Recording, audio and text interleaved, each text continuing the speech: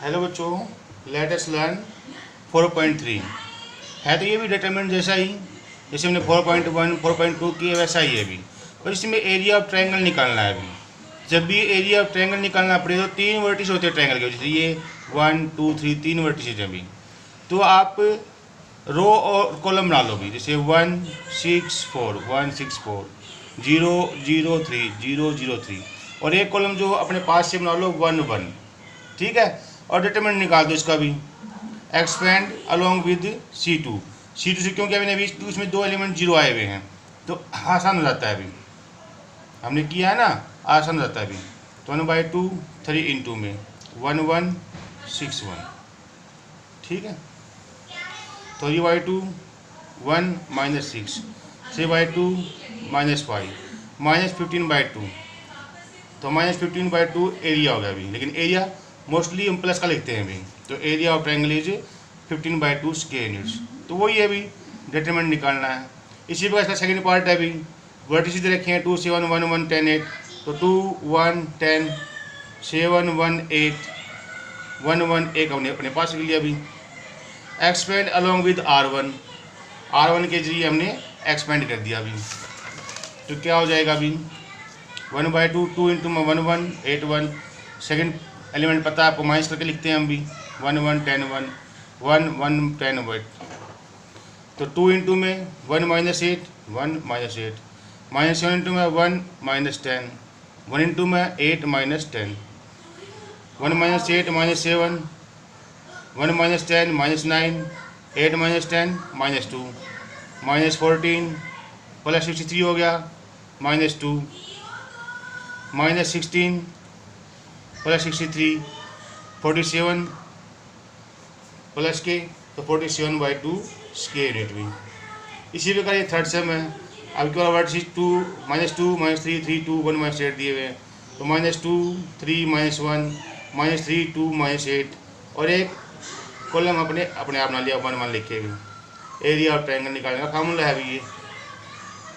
अब एक्सपेंड मर्जी आपकी R1 R2 C1 C2 कैसे करो चाहिए भी आपकी, बस फ़र्क जो होता है मैं बताया था आपको भी, तो डायगोनल के जरिए करते हैं तो आंसर जो होता है माइनस का डिफरेंस आता है अभी, जो R1 R2 R3 C1 C2 C3, तो R2 और C2 का एक जैसा आता है अभी, R1 और R3 C1 और C3 का एक जैसा आता है।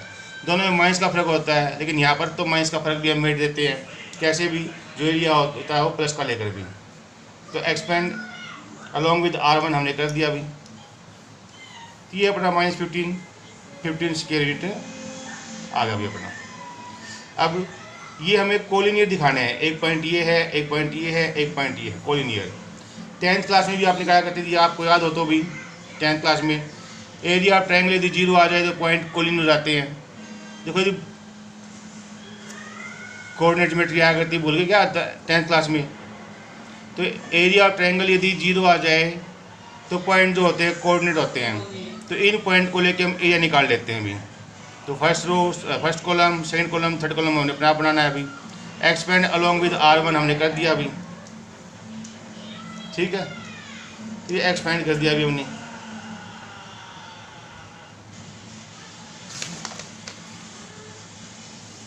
ये ब्रैकेट खोल दी, गुना भाग कर दिया। अब देखो AC से AC कट गया, AC से AC कट गया, AB से AB कट गया, C से C कट गया, B से B कट गया, तो पूरा 0 होगा ना, तो 0। अब एरिया 0 आ गया तो पॉइंट 4 कोलिनियर। अभी तो बताया था अभी, अगर एरिया ऑफ ट्रायंगल 0 आ जाए तो पॉइंट जो होते हैं वो कोलिनियर हो जाते हैं। अब find the value of K निकालनी है, अगर एरिया 4 दिया हुआ है। 2 से हम अपने पास भी थर्ड पार्ट के भी 1 और 2, यानी इस ट्रायंगल का एरिया भी 4 है, इस ट्रायंगल का एरिया भी 4 है अभी। जब एरिया जो होता है 4 स्क्वायर करें ना, तो एरिया हम +4 या -4 कैसा ले लें, चाहिए चाहे दोनों लेके अलग निकाल दो, चाहे एक से निकाल दो, आपकी मर्जी है अभी। तो इसका एरिया निकालना है अभी, तो K 4 0 0 0 2 1 1 1, ये एक डिटरमिनेंट बन गया अपने पास भी। एक्सपेंड अलोंग विद C2 क्यों कर दिया मैंने भी, क्योंकि 2 0 आए यहाँ पे भी। तो 1/2 2 into K1 4 1, is equal to 4। अब इसको आप 4 भी ले सकते हो, -4 भी ले सकते हो भी, या 2 बार कर लो भी, एक बार 4 से एक बार -4 से भी। तो दोनों बार अलग अलग आंसर आएगा, मर्जी आपकी, दोनों निकाल दिखा दो चाहे एक निकाल दिखा दो भी, ठीक है। तो k -4 equal to 4, k equal to 8, तो k का आंसर 8 आ गया अभी। और k -4 इक्वल टू -4 लेते तो k इक्वल टू क्या हो जाता फिर 0 हो जाता अभी। तो 0 भी ठीक है और 8 भी ठीक है, दोनों आंसर इसके ठीक है अभी। सेकेंड पार्ट आपको अपने आप करना है अभी, इसमें ये किया है ना, ऐसे ही सेकेंड पार्ट आपको अपने आप करना है अभी। ये अभी डिटरमिनेंट बन जाएगा अपना, तो +4 रखो या -4 रखो, आंसर 2 आएंगे अलग अलग, ठीक है। ये अपने आप कर सकते हो अभी।